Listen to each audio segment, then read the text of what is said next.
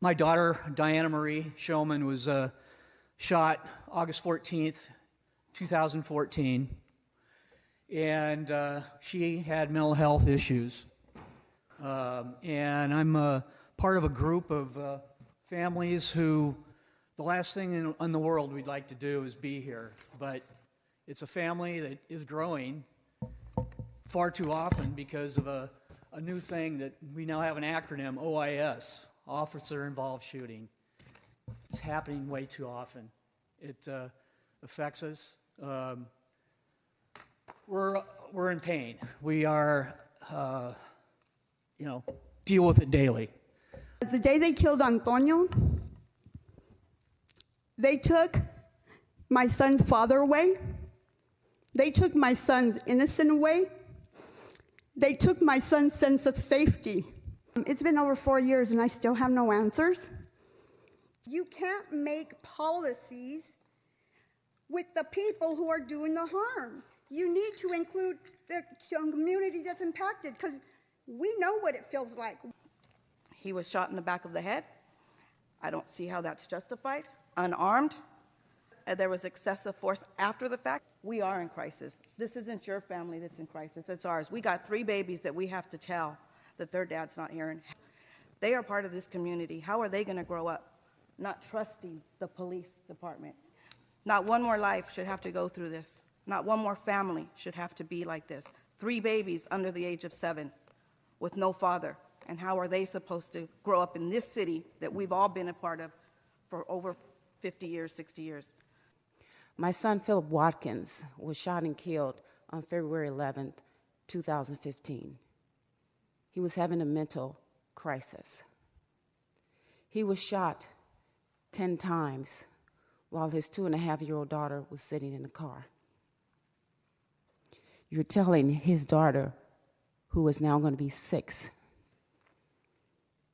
that her life, it doesn't matter that she turned 3 without her daddy there. She turned 4.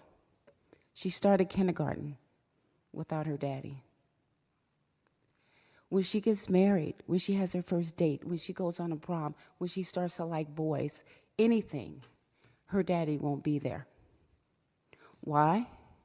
Because we are not worth 40 hours a year. So you could imagine your loved one is killed by someone on the street and you have the police there to say, you know what, we're going to find that killer, we're going to help you, we're going to be there to give you justice. When it's the police department, you have nobody to help you, nobody. When my father died, the only people that came out was Silicon Valley Debug, and they said, we're going to help you and we're going to figure it out. It's been 14 years. I still struggle with anxiety, like if I'm around a lot of cops, because I was treated really poorly. I was interrogated. They wouldn't tell me my father died. They said, if you want to find out, come to the police station. Threw me into an interrogation room. First thing they did was try to prove that my father had mental health issues to justify the shooting. My son was murdered on August 10, 2015, despite what you guys put out on the press release. They said he committed suicide. I was a witness, so I'll remind everybody politely you weren't there. I begged, and I still beg, for an investigation, and I'm constantly told that this doesn't exist. But my baby's blood is still all over my screen door. They shot him right up in front of me, his 11-year-old brother at the time, and his sister. There are several witnesses. And I'm going to tell you, I don't personally wipe off my son's blood because that's silencing his truth. I took it upon myself to get forensics. I decided to have my digital camera forensically analyzed. Footage was removed. Nobody here is safe. And for everyone to look at me and look at all these families out here and do absolutely nothing, when the truth speaks for itself, you guys are all murderers. My son was not only murdered by the police, but he was murdered by all of you, and I'm being murdered every single day. He was only 18 years old. 2 calls were made for help, and instead of helping my son, they shot him and they killed him in front of our home where he should have been safe. What kind of officers do we have running our streets? These officers gave each other a high five. How do you think that makes us feel? He was only 18 years old. He had his whole life ahead of him. He needed help.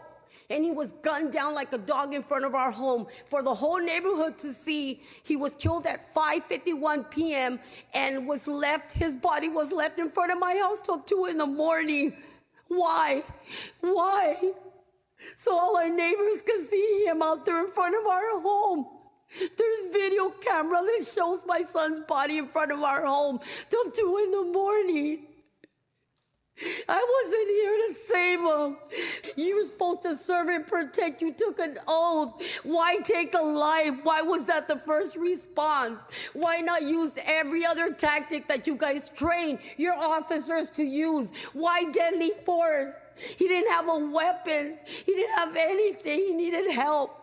And instead of helping him, they gunned him down. They killed him. And I had 3 kids, and he was my youngest. He was my baby. You know how hard it is to see all these graduations, all these things that are going on, and I can't be there. I can't celebrate that. I had to take my son's diploma to the grave where he's buried. It's so hard. It's so hard for our families. Please make change. Talk to us. Find out about our families. Talk to us so you can know